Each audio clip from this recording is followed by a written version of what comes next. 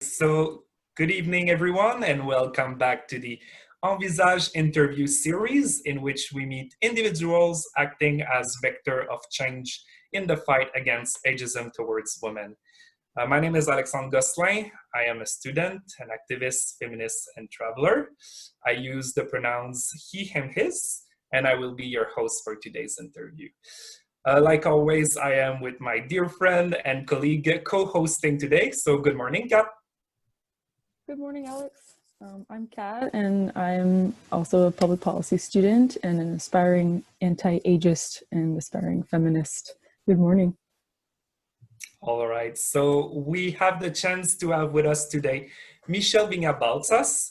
Michelle is a certified intuitive eating counselor and a body image coach who is passionate about helping women of all ages to overcome shameful eating and body dissatisfaction. She's an expert in menopause and is helping women understand it through a spiritual lens. So, good morning, Michelle, and thank you for joining us.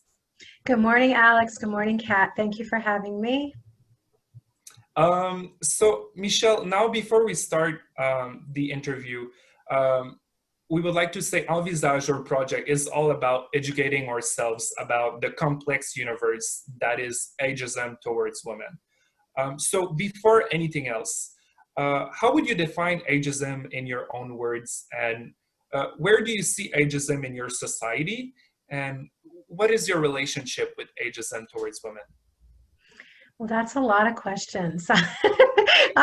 First, I define ageism as the way that people treat others, women or men who are advancing in age, and they treat them differently. They may speak to them differently. They may actually do like flat out discrimination. It's just a way of treating people, making assumptions about the way people behave or what they're capable or not capable of doing because of their age. So it's a lot of different things in one, but what I think mostly it's about making assumptions about someone's age, and then I guess discriminating at times. Mm-hmm. And the other things, because it's like it was so much, I was like, that's too many things for me at one time. So yes, sorry, the other points were, could you maybe expand just a little bit? You talked a bit about it, but where do you see ageism in your community maybe? And if you feel comfortable to share, maybe what's your relationship with ageism towards women? Well, I'll go with what's my relationship with it. I think like many other isms, I have to be very aware of it because I have my own internal, oh, well, I'm not going to do that at that age, or I'm too old for that, or, so I have to always be checking my own personal biases in this area as I do with other things that are, potentially discriminatory. How I see it manifesting in my area, in my particular field of work, there aren't a lot of women who my age who are doing this type of work. So I see it, just women my age, I'd say 45 and higher, they're really not into, some are getting into it, but the whole intuitive eating thing. So it's like they're more conditioned to the only way to really be healthy is to diet instead of accepting their bodies because they were told their bodies are supposed to look a certain way at a certain age. And so people are starting to sort of move away from that. And so I'm here to sort of shed light that it can be different. So. And actually, that was a question that I wanted to ask you also, because you used the term intuitive eating, which is a focal point of your work. For people listening to us, could you define a little bit what is intuitive eating? Sure. It's a great question because, because I talk about it every day, I sort of assume that people know what it is, but they don't, and that's perfectly okay. Intuitive eating technically is a philosophy around eating, and its primary goal is to help people improve their relationship with food and with their body. The concept is not a diet at all, and that is a very serious myth that people think, oh, intuitive eating is another diet, and it's actually anti-diet. The goal is to, instead of using external things to tell you what to eat, how much to eat, and when to eat, it is calling to you to go inward to discern what your body is telling you in terms of cues. So how are you hungry? Let's check in with our body and see, do I feel grumbling in my stomach? Do I have low concentration? Am I getting hangry? You know, like all of those types of things, instead of saying, oh, it's 12 o'clock, I have to eat now, you know? And same with fullness, like to be checking in while you're eating. Am I getting full? How am I feeling? Is this food satisfying me? So it kind of goes through all of those things, but everything is coming from is going inside, and dieting is all external stuff. So it's a complete turnaround from what most people are used to doing in terms of eating. And it's very autonomous. And over time, the relationship with self really develops into something very beautiful, and it's nice. So, A topic definitely that probably a lot of people address during the crisis, the pandemic of COVID-19, probably without knowing how to properly use the word, right? yeah, I mean, and you see a lot of things that happened during the pandemic that there was a lot of talk around weight gain because people were very stressed, the gyms were closed, a lot of things changed. And so it was a difficult time for so many reasons, but for people that are very body focused, it was even more difficult because they were just really being hard on themselves about the weight gain. And it's difficult. It was just very difficult for people. It wasn't for me. I mean, in some ways it wasn't, in some ways it wasn't, in terms of food, but also you had the introduction again of food scarcity. So people that struggle with food, and have had, you know, food scarcity issues in the past, that was all kicked back up again. So that was difficult, seeing shelves in stores empty for someone who has an eating disorder or someone who struggles with disordered eating is like fire, you know. So it was difficult. It was difficult. Thank you so much. So I think I'm starting to see Kat is a bit of impatient. Kat, you would like to ask some questions, right? So I will hand you the virtual microphone, Kat. Thank you, Alex. Yeah, thank you, Michelle, for talking about diet culture and I guess anti-diet culture and how this affects a lot of midlife women. I also want to mention, or I guess mention again, that you're a menopause specialist. This topic of menopause is also something that's quite under-discussed, under-researched, ill-explained. People use the word mysterious sometimes because of that. And I wanted to ask what the relationship between intuitive eating and menopause is. Could you speak on the relevance of menopause in your field of anti-diet coaching? Sure. You know, perimenopause, menopause is a time of significant transition in a woman's life, if she's fortunate enough to get to that point in her life. So I think that that's really important to say, because so many people see peri and menopause as like this death sentence. And, you know, it's another phase of life.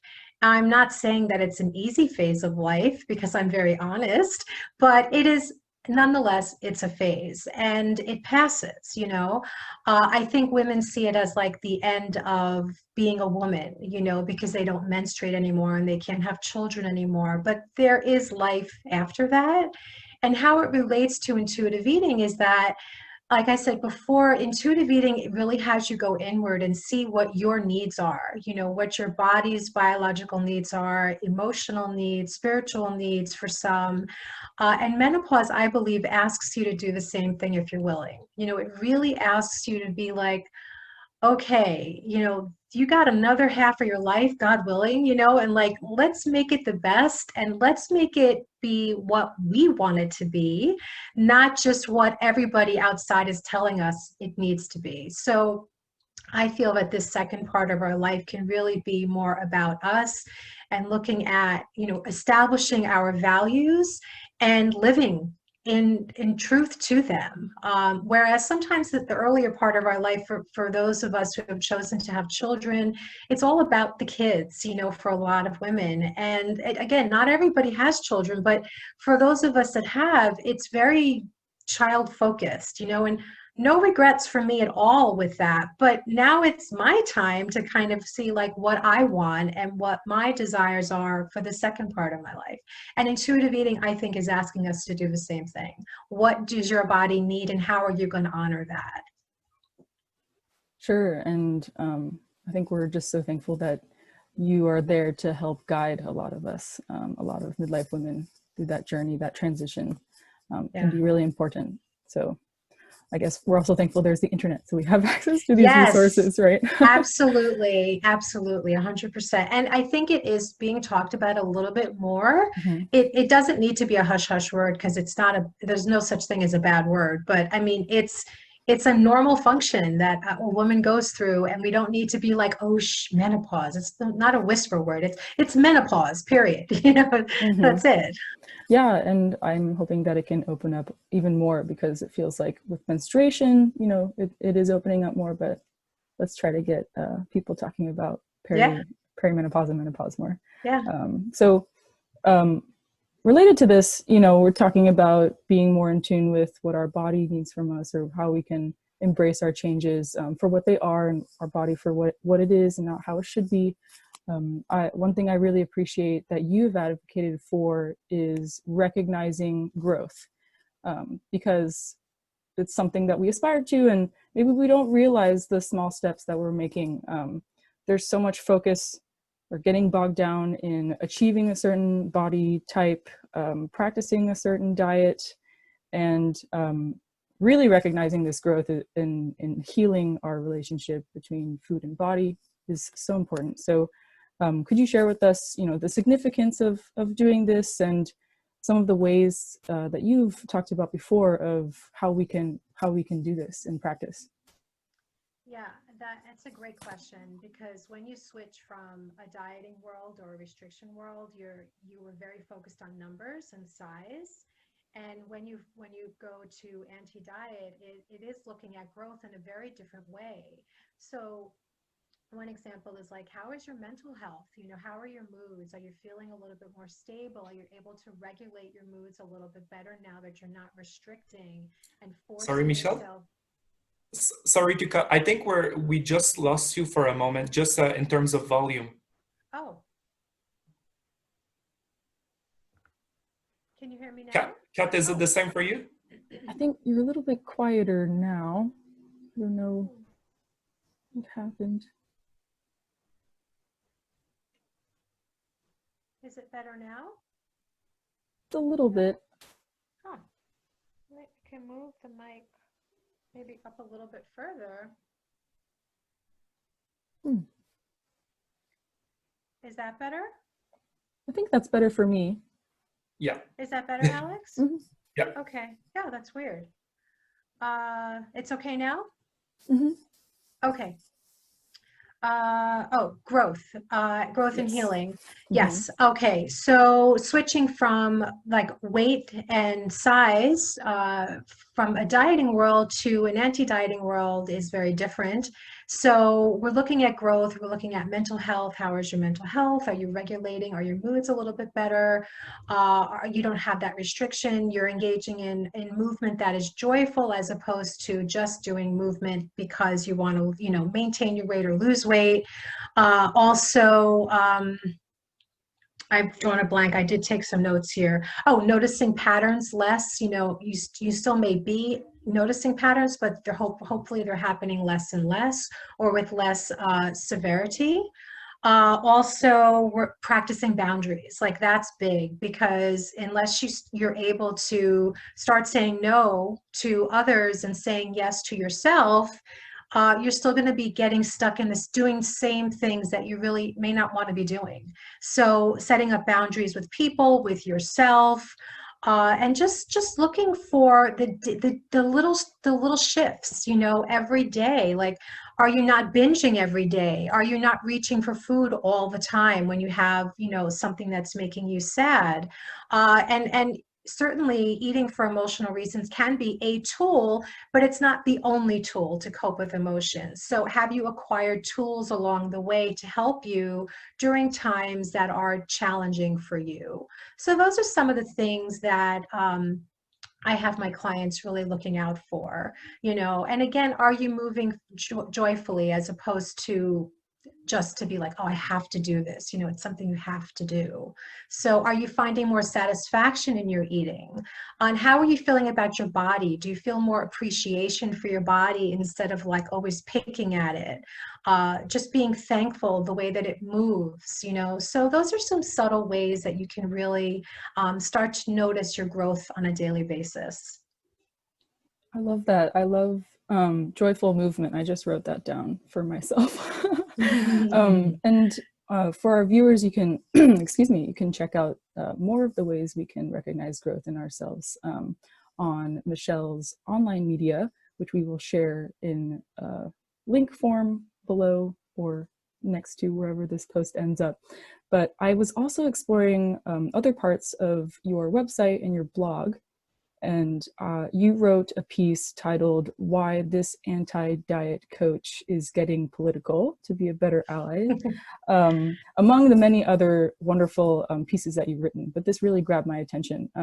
And I felt that it kind of linked to an Instagram post that you also posted saying, you cannot free yourself from diet culture unless you begin to understand that it's rooted in white supremacy.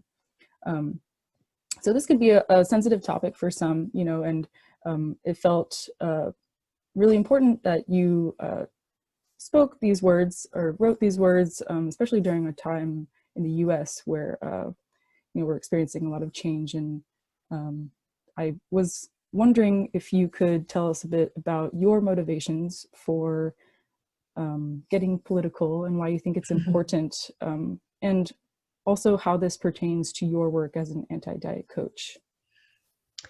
Yeah, this is a great question. And as I said before we started chatting, it's very sensitive. And I always like people to know that I am growing and I am an imperfect ally. I read a lot, I listen a lot, and it's a tough time, and I'm really just trying to sort of catch up where I've always been an ally, and I've always, the anti-diet world is very social justice minded. The whole George Floyd thing really just stepped everything up 10 notches. So,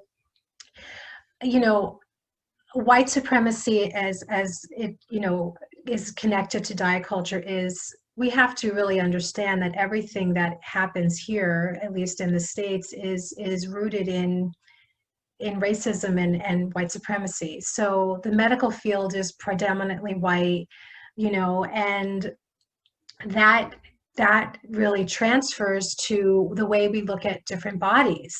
And so the whole BMI chart and all of that, the body mass index, it was never intended to be a measurement for health, and yet that's what it's used for.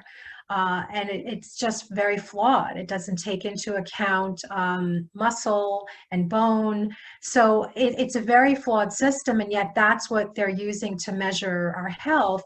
And also, bodies are different and they're supposed to be different. And from different regions of the world, they are different. And none of that is taken into account. So I think it's important, and white supremacy is all, this is the best, and diet culture is thinness is the best. So it's this supremacist type of an attitude that just doesn't work in real life. It just doesn't. So we're trying to be something that we're not going to ever be, and we're not supposed to.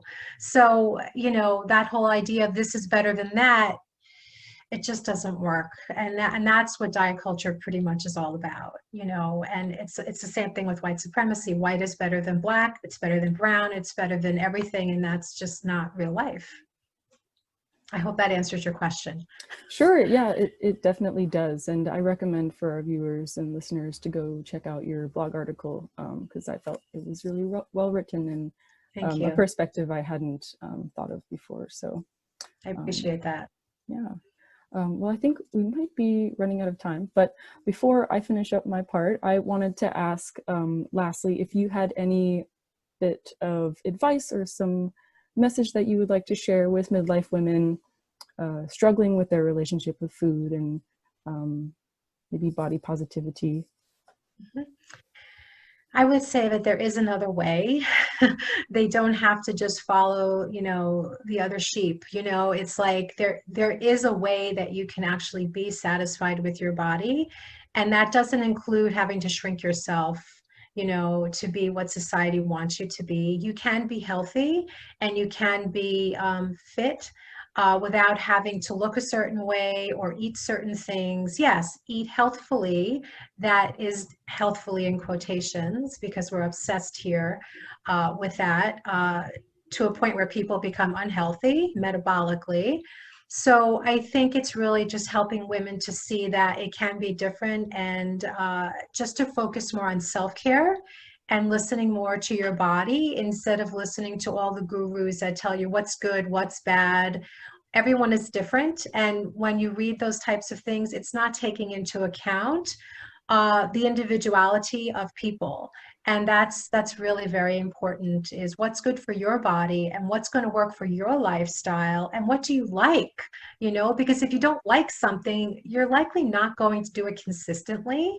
So focusing on self-care and knowing what your needs are, and then, like I've said before, honoring those as often as you can. And getting support is so, so important at any stage of life, but specifically as you go through major life changes, because support can be a game changer. Absolutely. I have lots of support. I've had coaches throughout, many mentors, and it's always brought me to a new level of happiness, and of self-fulfillment and personal development. So. Great, Rachel, thank you. if I can maybe wrap all of the previous questions, and specifically when we talked about getting political and we just talk about support, right? I'm thinking also about the word allyship.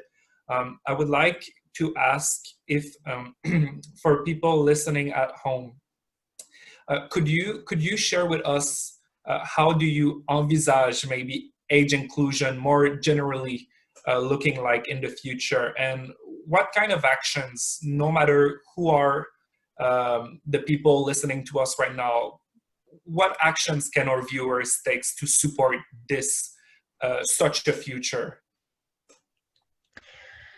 I think people can become aware and keep checking their biases like we do with any of these other things that are really hot topics. I think we have to really become aware of our own belief system and see, like, wow, how could I really, how did I get to, how did I arrive at this where I feel this way, and is that aligned with the way I want to continue to feel? Who could I be hurting? Who could I be excluding by thinking this way? I think that it's very important to always be checking that, and to be honest, it's not easy work doing that kind of reflective work, but I really feel in order for all of us to grow as human beings and be better human beings, we need to be looking more at how can we be including more people. And I think in order to do that, we need to be looking more at our belief systems and see where we are falling short in terms of excluding and the reasons why. So I think that's right. And that goes with ageism, that goes with all the isms, what's going on inside and why do we believe this way? And then let's flip that. We need to write a new narrative around that. Thank you. Thank you so much, Michelle. And thank you for your time today to answer our questions. And thank you also, Kat, for your great questions. So for people listening, if you would like to learn more about Michelle's work or getting involved, I would highly recommend to visit her website at michelleviña-baltsas.com. We will, of course, put the link in the bio. Michelle, is there any other places where people can follow your work or interact? Yes, I'm on Facebook. I have a wonderful community of women called the Intuitive Eating and Body Confidence No Diet Sisterhood. And it's a beautiful group. I'm also on Instagram. It's my name, Michelle Viña-Baltsas _coach. A lot of great stuff there. I have freebies. I have a actual program called Joyful Movement at Last for women that have gotten away from movement because they were doing it only to lose weight, and they don't know what to do now that they're not doing that. So it gets women up, it gets them moving, and it really makes them feel so much better. So we'll make sure to share everything for people listening, Okay, also with great. links in the bio. So just before we go, finally, Kat and I would like again to invite you to our Envisâge International Conference on Ageism that will be happening in the upcoming month of November. We are super excited. Again, all the information are on our website and in the description of the interview. So please make sure to take a look. So I thank will. you I'm again, excited. Michelle. Yeah, thank you. And Thank you, thank you, Michelle. Kat, for your question, and wishing everyone a good morning or a great evening. Bye-bye. Thank you for Thank having you me. I all. really appreciate it. Thank you.